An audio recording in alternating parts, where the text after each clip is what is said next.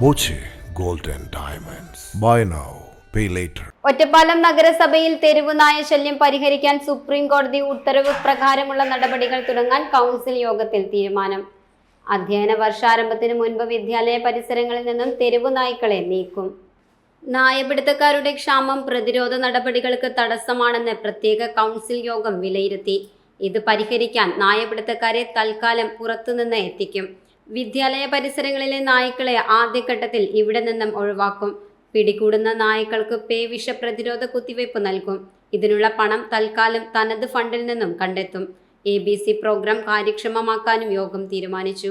നഗരപരിധിയിൽ നായപിടുത്തത്തിന് താൽപ്പര്യമുള്ളവർക്ക് മൃഗസംരക്ഷണ വകുപ്പ് പരിശീലനം നൽകും.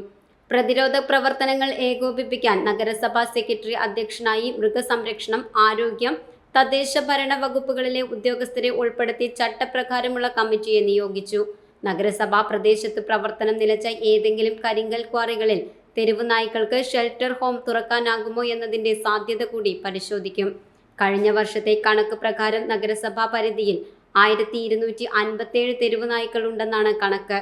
ഓരോ പ്രദേശത്തും അനുഭവപ്പെടുന്ന തെരുവ് നായ ശല്യത്തെക്കുറിച്ച് കൗൺസിലർമാർ വിശദീകരിച്ചു.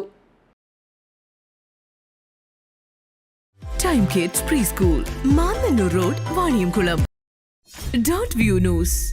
കാഴ്ചകളാണ് ലോകം, കണ്ടു തുടങ്ങുക.